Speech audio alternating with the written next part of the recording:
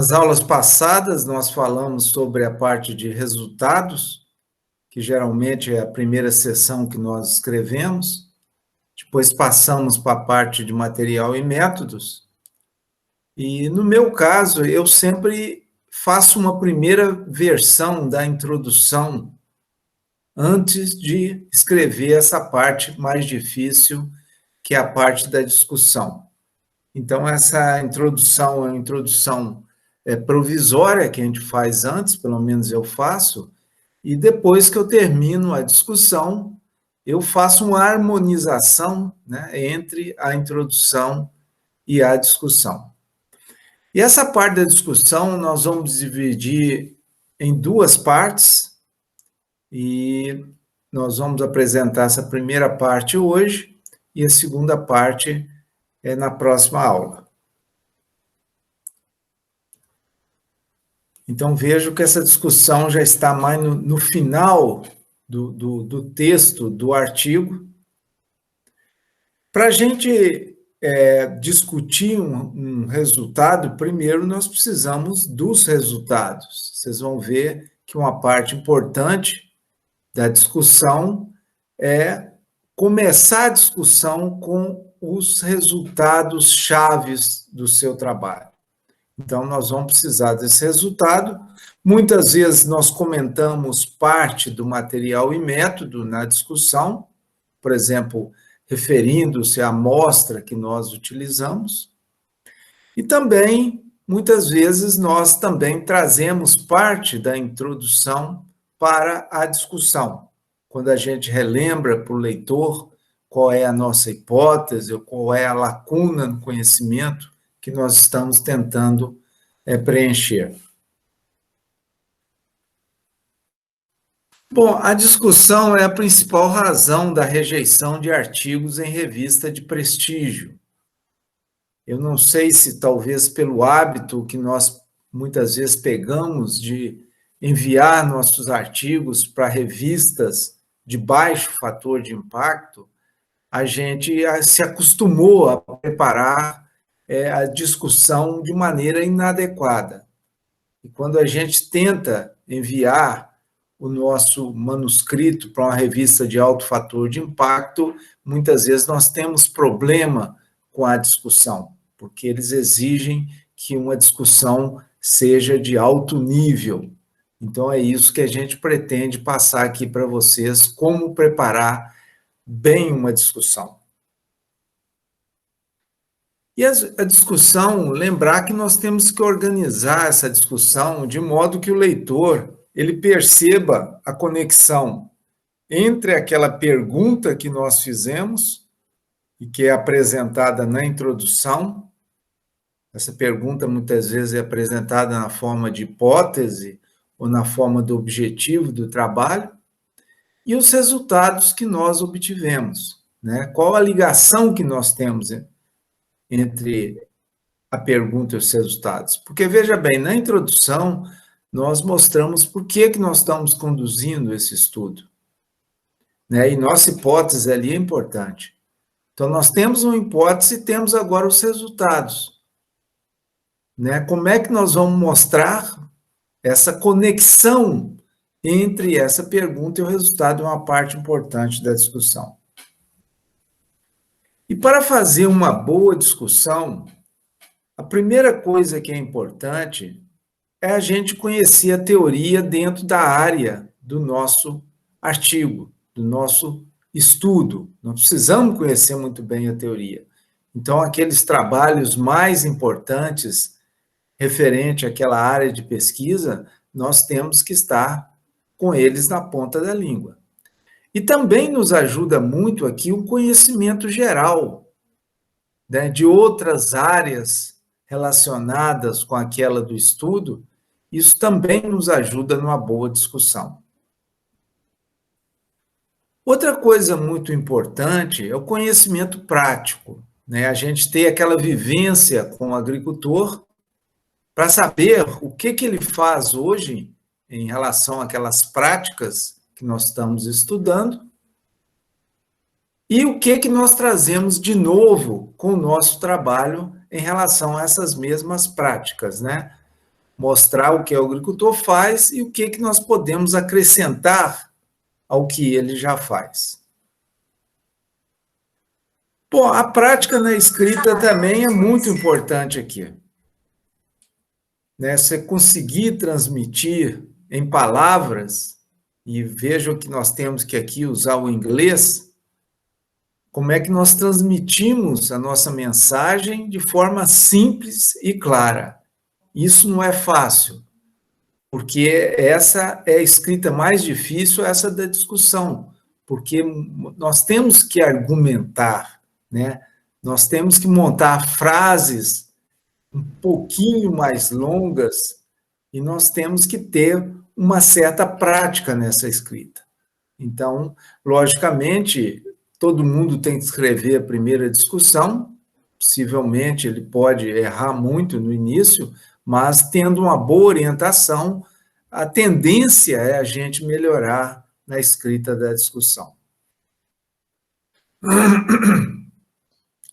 Bom, na discussão, uma das coisas que nós usamos aqui são frases pontes. O que é isso? Um dos erros mais comuns que nós cometemos na discussão é repetir os resultados, em vez de interpretar os resultados. Então, a gente vê muito esse erro, principalmente naqueles que estão começando, eles repetindo resultados, e não é essa a função da discussão. Logicamente, nós podemos relembrar os resultados de uma forma mais objetiva, né, sem pensar em significância, sem pensar na parte estatística, apresentar os resultados e logo em seguida interpretá-los. É isso que nós chamamos de frase ponte. Vou dar um exemplo aqui dessa revista Field Crops Research. Vejam que essa parte amarela é o resultado.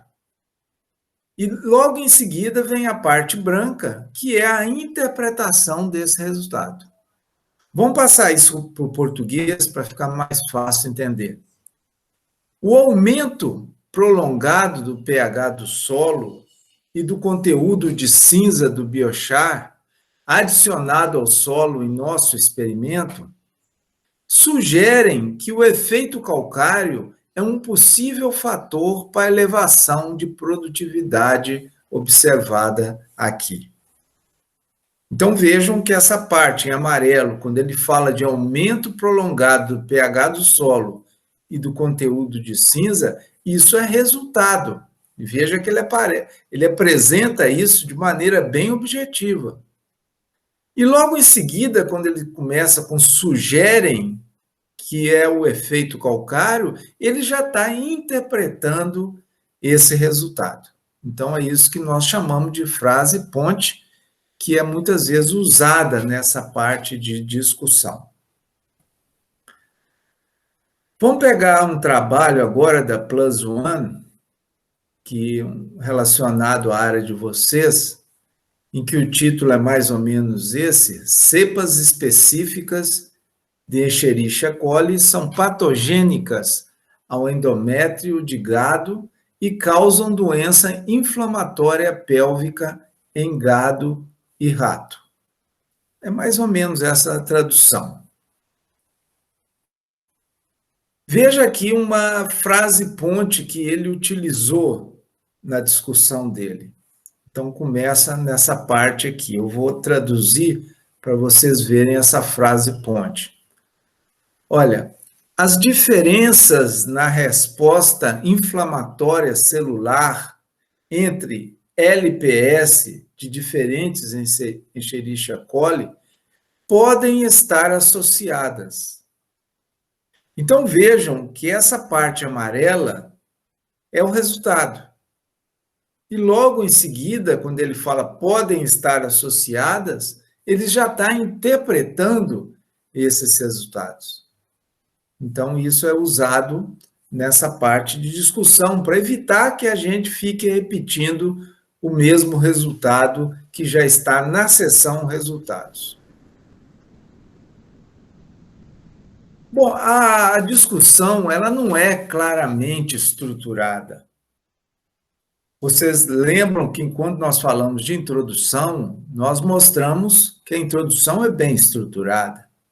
Nós começamos a introdução mostrando o que é conhecido de uma forma mais geral, depois afunilamos para o que é conhecido em relação ao assunto do trabalho ali tratado, depois afunilamos para o desconhecido, que é a lacuna no conhecimento, e preenchemos essa lacuna com o objetivo do nosso estudo. Então, a introdução é bem claro essa estrutura. Agora, na discussão, isso não é bem claro. Cada autor ele faz a discussão de uma maneira. Qual que seria a vantagem da gente ter uma estruturação nessa seção do artigo científico? Uma vantagem seria que facilita a procura por informação específica no texto. Se a gente sabe que determinada informação vem mais no final da discussão, a gente já pode ler o final para achar essa informação que nós procuramos. Mas talvez a mais importante é que essa estruturação, ela orienta o redator quanto ao que deve ser abordado nesta sessão, nesta lógica, que é do específico para o geral. Então, é o oposto da introdução. Vocês estão lembrados que da introdução nós começamos do geral para o específico, e aqui na discussão nós vamos começar do específico, bem ligado à seção resultados, e vamos ampliando a nossa discussão. Bom, houve uma sugestão para estruturar a discussão, foi feito nessa revista médica, British Medical Journal, em 1999. Esse trabalho, uma vez eu li, mas a primeira vez que eu li, talvez eu não tenha dado a devida atenção, mas numa segunda leitura eu achei muito interessante a estrutura que ele propõe, e eu vou basear aqui a nossa sessão de discussão nesse estudo. Então, ele propõe o seguinte, que a gente comece a discussão apresentando os resultados relevantes, ou resultados chaves do nosso artigo. Daqui a pouco eu vou mostrar o que eu chamo de resultados relevantes. E, em seguida, a gente faz uma análise do nosso estudo em relação aos pontos fortes e fracos desse estudo. Então, veja que nessa primeira parte, ele está bem ligado com a seção resultados. Então, nós abrangemos apenas o nosso estudo, não saímos daí. Em seguida, nós vamos ampliar um pouco mais. Ou seja, nós vamos mostrar os pontos fortes e fracos do nosso estudo em relação a outros estudos, discutindo diferenças nos resultados. Ou seja, quando o nosso estudo mostra uma coisa e outros estudos que já foram conduzidos mostram uma coisa diferente, nós temos que tentar discutir, por que houve essa diferença nos resultados. Mas como é que a gente olha isso? Como é que a gente pode tentar discutir essa diferença nos resultados? Geralmente, a resposta está no material e métodos, Ele utilizou uma metodologia um pouco diferente ou radicalmente diferente da que você utilizou. Então, na metodologia, no material e métodos, você consegue muitas vezes explicar por que há essa diferença. Então, veja que neste caso aqui, você já vai falar do seu estudo versus a literatura. Então, já começamos a sair do nosso estudo. E, por último, nós vamos mostrar o significado do estudo que foi conduzido, explicando mecanismos. Estão lembrados que é mecanismo, Se nós estamos trabalhando com causa e efeito, o mecanismo é a explicação de por que a causa produziu aquele efeito. Então, nós vemos que existem variáveis entre a causa e o efeito que explicam por que aquilo ocorreu. E também nós vamos apresentar as implicações do nosso estudo. Implicações práticas, no nosso caso, dentro da área agronômica, por exemplo, muitas dessas implicações são práticas, então nós precisamos mostrar isso para o leitor. Em outras áreas do conhecimento, as implicações podem ser teóricas. Bom, e por último, perguntas não respondidas e pesquisas futuras. E vejam que nesse ponto aqui também, quando a gente conduz alguma pesquisa, surgem perguntas novas, quando a gente começa a discutir os nossos resultados. Então, com base, muitas vezes, nessas perguntas novas, nós podemos fazer sugestões de pesquisas futuras. Então, vejam que aqui nós vamos além do nosso estudo. Então, nós temos aqui aquela pirâmide, né? Começando a parte de discussão de uma forma mais específica, ligada à seção resultados, e terminamos aqui a nossa discussão indo além do estudo. Logicamente que nós vamos ter aqui no final a conclusão do trabalho, né? Baseado em tudo isso que nós falamos agora, nós vamos tirar uma conclusão. Bom, em geral, os artigos não apresentam essa estrutura completa e não seguem exatamente essa ordem. A ordem pode variar aí um pouco. E alguns artigos podem não apresentar alguns pontos que nós apresentamos aqui. Bom, vamos começar sobre resultados relevantes. É a primeira parte que nós vamos escrever, né, em relação à nossa discussão. Bom, como decidir se os resultados são relevantes ou são resultados chaves do nosso estudo? A primeira coisa que nós fazemos é reler na introdução a hipótese ou o objetivo do estudo. Porque é a partir daí que nós vamos saber quais são os nossos resultados relevantes. Vamos supor, esse aqui é um trabalho que eu fiz parte desse trabalho, em que o objetivo era testar a hipótese de que a redução da densidade de feijoeiros do tipo 3 causa aumento de produtividade em áreas irrigadas com histórico de mofo branco. Então, veja, o mofo branco é uma doença causada por um fungo. É um fungo de solo. Então, nossa hipótese é que se a gente diminuir o número de plantas por metro, nós podemos ter um aumento de produtividade nessas áreas que têm essa doença. Então, vejam aqui nessa foto que do lado direito nós temos uma parcela em que o feijão está numa população de plantas baixa, poucas plantas por metro. Já do lado esquerdo, já tem uma população de plantas maior, com mais plantas por metro. Então, nesse ensaio, nós usamos um fatorial 4 vezes 2, quer dizer, usamos duas variáveis independentes, uma delas é densidade de plantas, então testamos 4, 8, 12 ou 16 plantas por metro, e usamos ou não fungicida. Então, nossas variáveis independentes são essas que estão em verde. Então, na primeira nós temos 4 níveis, e na segunda nós temos 2 níveis. E fizemos aqui 6 repetições.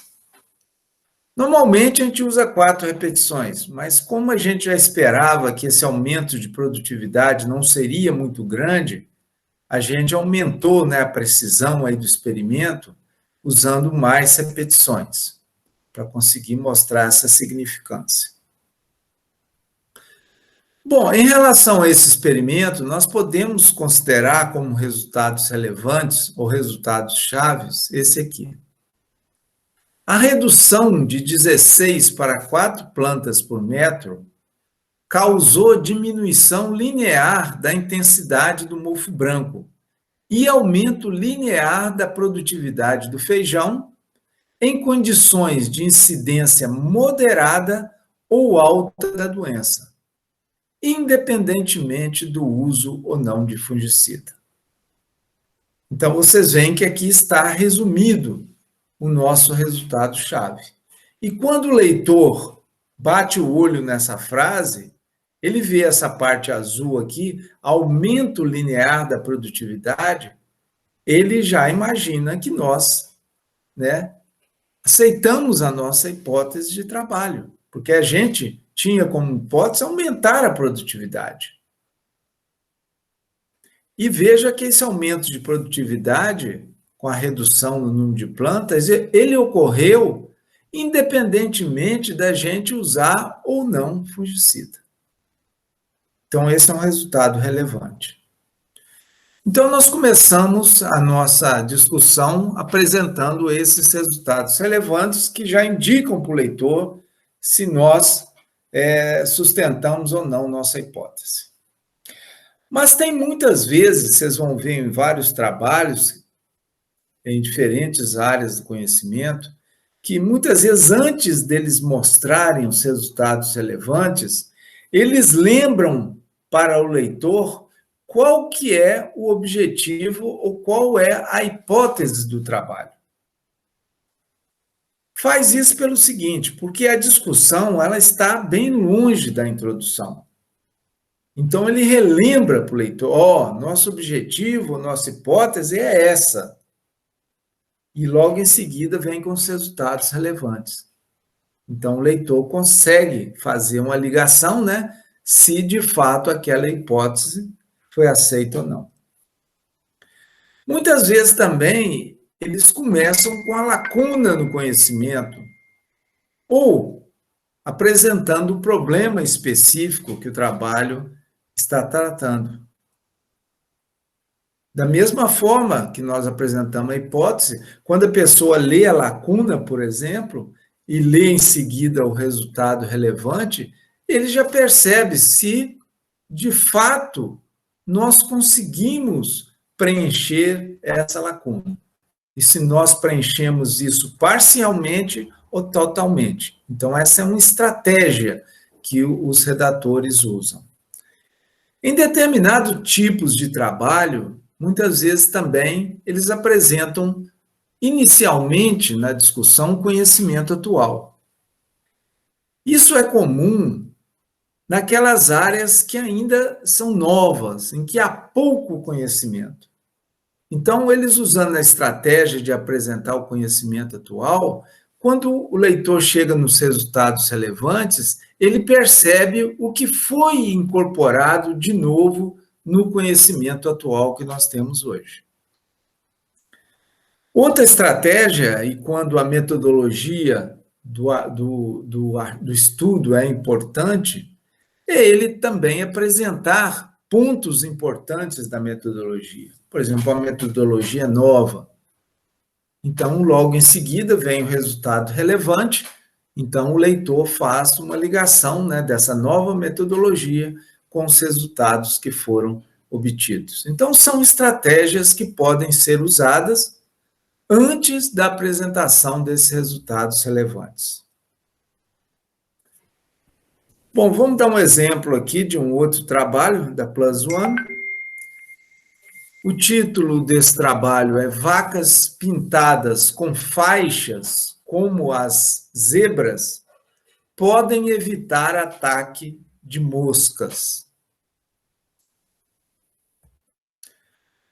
A hipótese desse trabalho, eu vou escrever aqui em português para vocês.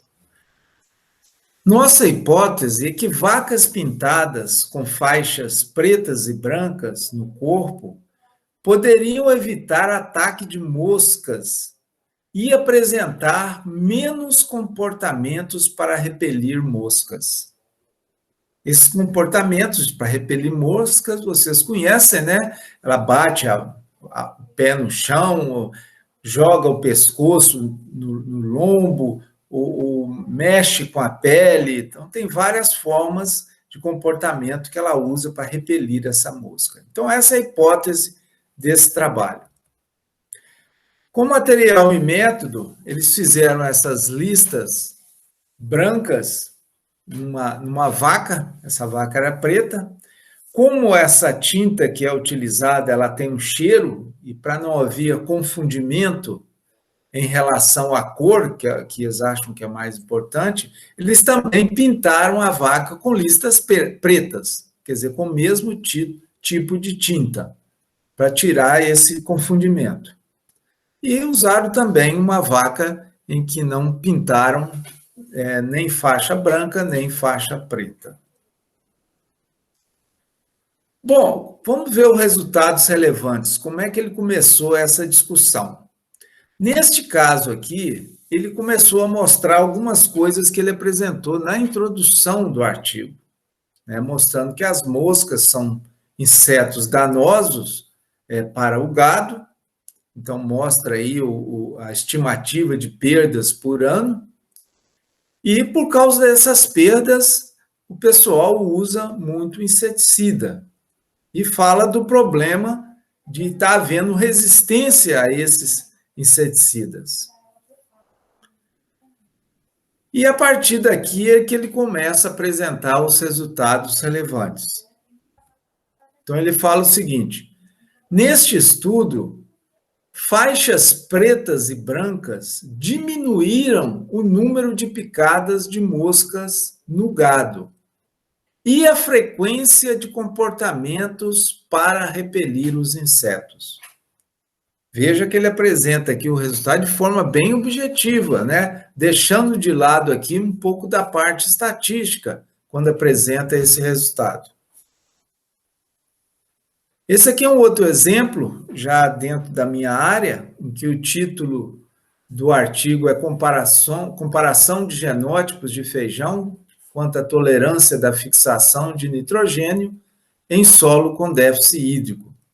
Então, vejam que ele começa a discussão relembrando para o leitor o objetivo do trabalho.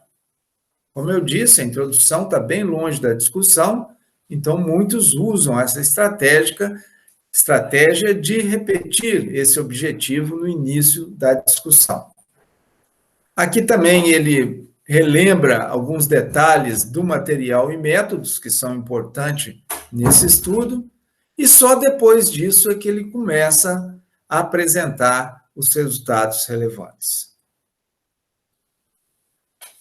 Esse aqui é um artigo da Scientific Reports, faz parte do grupo Nature, né? É uma revista muito boa, em que o título do artigo é Neonicotinoide prejudica o aprendizado olfativo de abelhas asiáticas expostas como larvas ou adultas.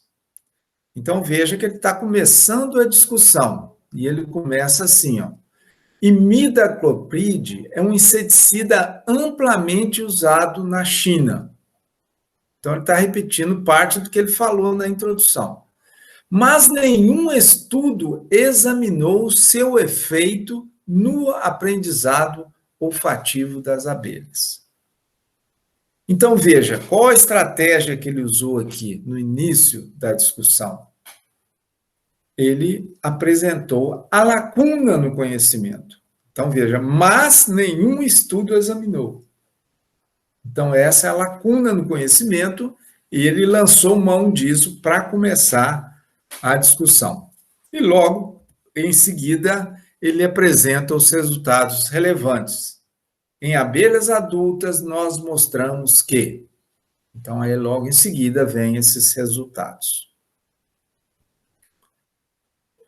Bom, depois que nós apresentamos os resultados chaves do nosso artigo, nós vamos interpretar esses resultados e vamos mostrar os pontos fortes e fracos do nosso estudo. Quer dizer, nós vamos fazer uma análise crítica daquilo que nós fizemos. Pontos fracos do estudo. Comente os pontos fracos, que são as limitações do nosso estudo, e esclareça a sua abrangência. Ela tem implicação na conclusão? Então, esses pontos fracos que nós vamos abranger, é importante que ela possa ter alguma implicação na conclusão. Porque aí sim, é importante a gente chamar atenção para essas limitações. E, possivelmente, dependendo do tipo de limitação, nós vamos ter que fazer uma conclusão mais limitada, né? Nós não vamos poder abranger muito a nossa conclusão, dependendo dessas limitações que nós temos no nosso estudo. Bom, quando nós conhecemos as limitações do nosso estudo, essas limitações, elas podem estar no delineamento experimental, que não foi bem planejado, pode estar na nossa amostragem, que não foi bem feita, ou pode ser devido a vieses que nós cometemos. Vieses, só para vocês lembrarem, o que é viés? Quando nós temos um estudo de causa e efeito, a gente espera que só a causa produza um efeito. Agora, se junto com essa causa nós temos outros fatores influenciando para produzir um efeito, nós temos vieses na nossa pesquisa. É uma coisa que nós devemos controlar, né? Nós queremos que só a nossa variável dependente tenha efeito na variável dependente. Isso é o ideal. Então, quando a gente conhece as limitações do nosso estudo, o que nós podemos fazer? Nós podemos reverter essas limitações com a literatura. Por exemplo, nós fizemos um trabalho, mas utilizamos só regiões quentes. Mas, como nós temos na literatura resultados de trabalho semelhante ao nosso para regiões frias, nós podemos utilizar esses trabalhos da literatura para poder ampliar a nossa conclusão. Então, nós revertemos essas limitações com a literatura. Bom, algumas vezes nós vamos ter que restringir a conclusão, né? Devido a uma limitação que nós tivemos. Por exemplo, nossa amostra não foi muito representativa, né? Depois que nós percebemos isso, que houve uma escolha não muito adequada na nossa amostra, que vai fazer com que a gente limite a nossa conclusão. E planejar melhor estudos futuros. Veja bem, se nós temos uma limitação no nosso estudo, inicialmente, nós não percebemos isso, mas no decorrer do trabalho, né, que nós demoramos 1, 2, 3 anos conduzindo esse trabalho, nós verificamos que há limitações. E para que essas limitações não ocorram nos estudos que vierem em seguir, uma contribuição que nós damos para a ciência é sugerir que mudanças devem ser feitas nos estudos semelhantes ao nosso, para que a gente evite essas limitações. Agora, uma coisa muito importante a gente ter em mente é que todo estudo tem ponto fraco. Todo estudo, né? Nós trabalhamos com amostra, então limitação é comum. Isso independe de qual revista. Nós temos limitações daqueles artigos publicados na Nature, na Science, igual em qualquer revista. Então, isso faz parte da ciência, né? Essas limitações, pontos fracos. Vocês estão lembrados do cultivar Pelé, que nós comentamos, né? Que uma vez chegou para a gente dar um parecer no artigo, e que a conclusão desse artigo é que o melhor espaçamento entre fileiras de feijão era 0,6 metros.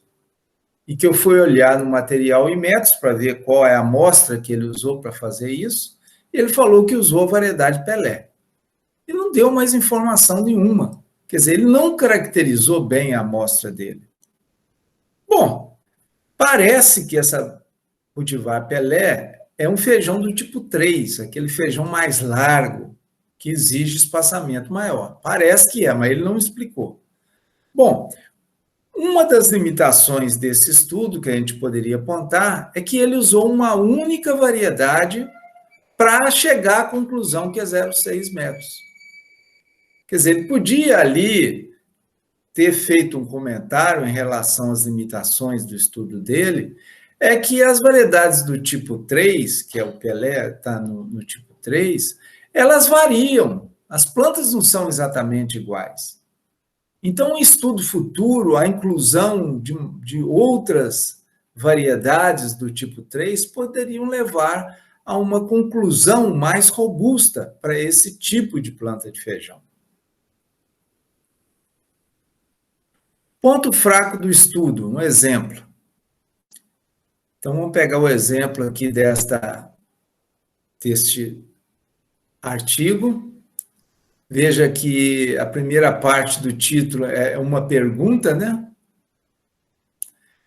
Vamos ver o que ele escreveu aqui, vamos traduzir para o português. Olha o que ele apontou. Ressalva na interpretação dos resultados foi termos usado 4 espécies, que é mais baixo que o verificado em muitas savanas. Número pequeno de espécies foi usado neste estudo em razão do foco em dominância e uniformidade. E estudos futuros devem ser feitos em comunidades com mais espécies. Então, ele levantou como limitação do estudo dele ter usado apenas 4 espécies. Né? Então, ele estava falando, nas savanas não existem só 4 espécies, tem mais. Né? Então, ele faz sugestões que em estudos futuros, né, adiantem um pouco mais o conhecimento utilizando maior número de espécies. Isso aqui é numa revista médica. Veja que aqui ele botou já 2 limitações, né?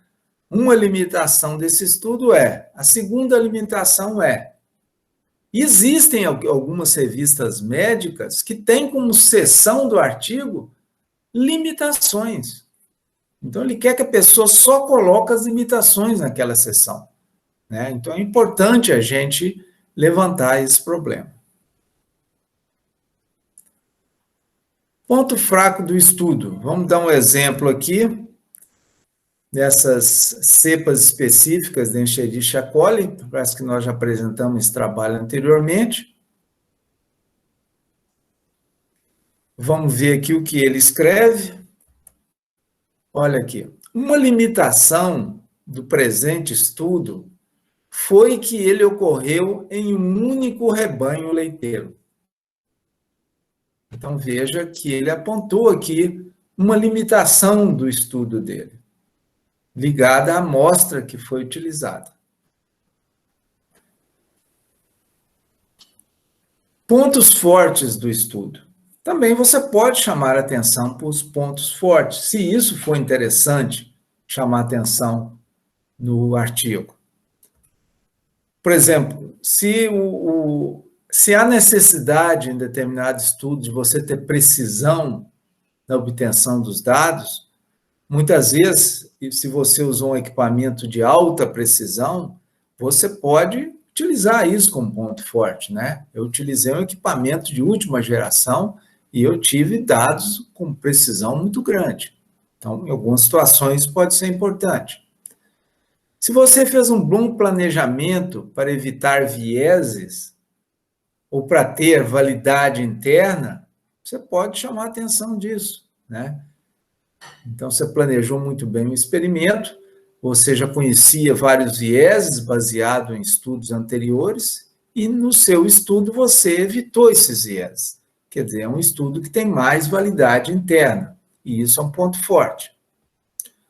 Ou então, o uso de amostras bem representativas da população, isso tem validade externa, quer dizer, você pode generalizar mais a sua conclusão. E da mesma forma, tem grande validade externa, se você, por exemplo, vai testar uma forrageira em muitos locais, com variabilidade de solo, variabilidade de clima, isso permite você ter uma conclusão mais geral, então tem maior validade externa. Então, tudo isso pode ser usado também como pontos fortes do seu estudo. Aqui nós temos um exemplo de um trabalho da Plus One. O título é mais ou menos esse, ó. A mitigação do metano entérico pela dieta pode influenciar a função ruminal e a produtividade em vacas leiteiras de leite. Então veja que aqui nós temos um título, que é uma pergunta. Então, quando a gente for falar de título, né, vocês já veem aqui que é possível fazer um título fazendo uma pergunta. Bom, aqui ele chama a atenção dos pontos fortes do estudo, falando da novidade. É uma coisa que nós podemos fazer também. Em vez de deixar implícita a novidade do nosso estudo, nós tornamos isso explícito. Nós citamos qual a novidade do estudo, igual ele fez aqui, ó. Os autores informam que este é o primeiro estudo que compara a comunidade microbiana no rumen de vacas leiteiras. Então, ele está chamando a atenção para a novidade do trabalho dele. No caso desse trabalho aqui, ele também chama a atenção para a novidade. Olha o que ele escreve. Aqui, identificamos pela primeira vez cepas específicas e grupos clonais de Escherichia coli que possuem potencial patogênico para causar doença inflamatória da pelvis, no gado. E denominaram esse EN-PEC, o nome dessa cepa, né, que eles identificaram. Então, está chamando a atenção para a novidade do estudo. Bom, agora nós vamos para uma outra parte, né? Veja que essa primeira parte nós falamos apenas do nosso estudo e agora nós já vamos botar o nosso estudo dentro de um contexto do que há na literatura. Então, nós vamos apresentar os pontos fortes e fracos em relação a outros estudos, discutindo diferenças nos resultados. Pontos fortes e fracos do estudo em comparação com outros estudos. Aqui tem um ponto muito importante, gente. A gente, quando for escrever essa parte, quando a gente faz a comparação com a literatura, nós temos que sempre deixar muito claro para o leitor se você está se referindo a resultados de outros estudos ou se você está falando sobre resultados do seu estudo. Isso tem que ficar muito claro nessa parte da discussão.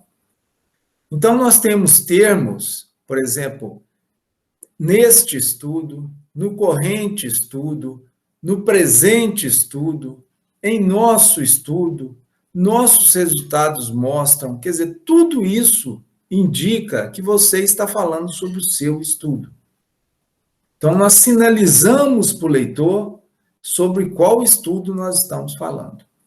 Agora, se você estiver falando de outro estudo, você vai usar outros estudos sugerem, estes autores verificaram, de acordo com fulano de tal, e coloca as referências. Quer dizer, o leitor percebe que você não está falando mais do seu estudo. É importante aí, se vocês pegarem esses termos que nós colocamos acima e julgar no Google Acadêmico, vocês vão ver quantos estudos usam isso e vão ver a frequência com que eles usam esses termos para dar essa sinalização para o leitor. Parece que está repetido até demais no artigo, mas não. Isso é muito utilizado nas ótimas revistas. E a gente vai ver no curso um pouquinho mais para frente que uma das características dessa redação científica, desse texto científico, é ele ser simples e claro. São duas características importantes. Bom, novamente naquele artigo sobre as vacas pintadas com faixas, né? Semelhante às zebras, para espantar mosquitos, olha como é que ele fala sobre o estudo de outros autores e depois volta a falar no estudo dele. Como é que ele sinaliza isso para o leitor? Então, veja que aqui no início ele está falando de autores, inclusive ele cita a referência, que é de número 15, fala o que esses autores verificaram, e logo na frente ele coloca no presente estudo, quer dizer, agora ele mudou, está sinalizando para o leitor que ele vai falar sobre o estudo dele. Então, ele faz essa mudança aqui. E vejam que mais na frente um pouco, ele já escreve, por isso, os resultados do presente estudo, repete novamente, presente estudo, para não deixar dúvida para o leitor. Na parte de baixo, ele está falando sobre as moscas serem atraídas pelo odor dos animais, sobre a forma do corpo do animal, e ele faz citações. Quer dizer, é claro que ele está falando de outros trabalhos, de outros estudos. Mas logo em seguida ele já muda o assunto, dando a sinalização de que vai falar sobre o estudo dele. De acordo com os resultados do nosso estudo. Então veja que o texto vai sempre bem amarradinho desse jeito. Pode parecer simples demais, mas isso faz parte dessa redação científica. Pontos fortes do estudo em comparação com outros estudos. Então, veja nesse título aqui, ele escreveu essa parte que nós vamos traduzir. Veja o que ele escreveu. Em razão da intensa e extensa amostragem feita neste estudo, acreditamos que nossos resultados são mais confiáveis que os apresentados anteriormente. Então, ele está mostrando esse ponto forte do estudo dele. Por quê? Porque ele fez uma intensa e extensa amostragem. E, com base nisso, ele acha que os resultados dele são mais confiáveis. Então, veja que ele está chamando a atenção para esse ponto forte. E sinalizando, quando ele fala neste estudo, nossos resultados, ele está falando do estudo dele. E quando ele fala de apresentados anteriormente, ele está falando de outros estudos, de outros autores. Então, essa sinalização é importante. Comparação com outros estudos explicando diferenças. Veja esse artigo em relação a emissões de óxido nitroso de áreas que são usadas para pastoreio, algumas dessas áreas fertilizadas, e isso em solo orgânico, em relação ao nível de água subterrânea. Então, ele escreveu o seguinte: comparado com outros estudos em solos orgânicos, as taxas de emissões de óxido nitroso que obtivemos foram relativamente altas. Então, ele comparou o que ele obteve com o que já foi obtido e verificou que a dele estava mais alta. O que ele fez? Ele foi ver os detalhes do material e método do trabalho dele, comparou com o material e método do trabalho que já há na literatura. E, com base nisso, ele apresentou as razões. Então, as razões disso, dessas altas emissões de óxido nitroso, foram provavelmente devido a altas doses de nitrogênio que ele usou e também a temperaturas relativamente altas. Então, ele estudando o material e método, ele verificou que isso poderia explicar ele ter obtido emissões maiores do que aqueles que são citados na literatura. Então, ele está explicando por que houve essa diferença. E isso é importante na discussão, a gente explicar isso. Ou pelo menos tentar explicar. Exemplos de pontos fortes e pontos fracos. Naquele estudo que nós mostramos anteriormente, de número de plantas por metro, os resultados foram obtidos em condições de intensidade alta e média do mofo branco. Quer dizer, foram conduzidos 2 ensaios. No ensaio, nós tivemos uma intensidade alta da doença e no outro ensaio, uma intensidade média. Então, está aí a dúvida: isso é ponto forte ou é ponto fraco? Bom, é uma coisa que a gente tem a analisar, porque na discussão nós temos que pensar os dados. Veja bem, nós podemos dizer aqui que, ao mesmo tempo, nós temos aqui o ponto forte, mas temos também um ponto fraco.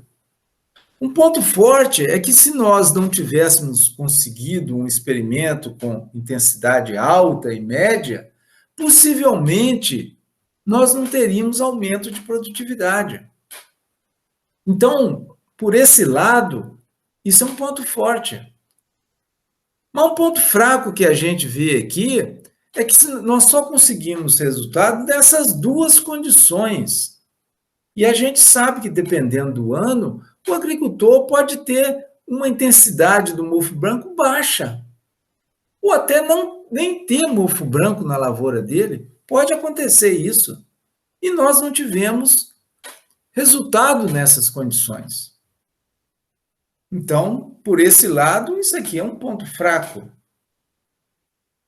Bom, como é que nós vamos trabalhar com esse ponto fraco? Primeira coisa, vamos procurar na literatura, quem sabe alguém fez um estudo semelhante ao nosso e verificou que, abaixo de média de pressão de mofo branco, ele tem um resultado que nós podemos complementar o nosso.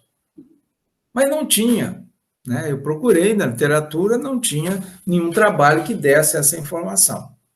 Mas encontrei 2 trabalhos que foram conduzidos também em condições irrigadas e com a mesma variedade que nós utilizamos, mas que não teve mofo branco nenhum. Quer dizer, com ausência de mofo branco. Então, vejam aqui que nós escrevemos. Na ausência do mofo branco, 4 plantas por metro não reduziu a produtividade do feijão, conforme demonstraram Sá e Dias, em lavoura irrigada e com o mesmo cultivar usado neste estudo. Então, vejam que aqui nós temos um suporte da literatura para sanar o ponto fraco apontado acima. Por quê? Veja bem, que Sá e Dias são bases empíricas, da mesma forma que os nossos resultados. E nessa condição que Sá e Dias conduziram o experimento, a condição extrema, né? Nós tínhamos ausência de mofo branco. E isso pode ocorrer no campo. E nessa ausência de mofo branco, 4 plantas por metro não diminuiu a produtividade. Então, vejam, essa base empírica de ausência de mofo branco, que foi observada no Sá e Dias, a uma alta intensidade que nós tivemos dado do nosso estudo, nós podemos ter uma maior confiança de recomendar para o agricultor uma população baixa dessa de plantas. Então, veja que nós pegamos isso na literatura. Resultados do seu estudo associados aos da literatura. Então, considere como os resultados de outros estudos podem ser combinados com seus resultados para um melhor entendimento do fenômeno. Então, a gente lembrar, o que nós obtivemos de resultado com o nosso estudo em particular é uma base empírica. Mas nós já temos bases empíricas na literatura e nós podemos utilizá-la para juntar com a nossa e chegar a uma nova conclusão. Então, leve em conta essa contribuição na conclusão do estudo. Então, quando você for concluir, você vai concluir levando em consideração essa base empírica que já tem na literatura. Veja aqui um exemplo de um artigo publicado nessa Plant Physiology, em que nessa figura 6 ele escreve o seguinte: com base nos resultados de nossos experimentos associados com observações reportadas na literatura, propomos um modelo hipotético para explicar a inter-relação etileno-oxina na regulagem do crescimento das raízes basais do feijão. Então, é essa parte que ele escreveu ali na figura 6, que está ao lado. Eu chamo atenção aqui para essa parte, né? Associados com observações reportadas na literatura. Então, veja, resultados próprios mais a literatura.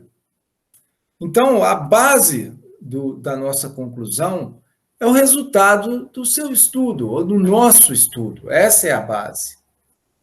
Mas nós temos que também usar o que já está disponível na literatura. Então, usamos as duas bases empíricas, porque quando a gente soma essas duas bases empíricas, nós chegamos a um novo patamar no conhecimento.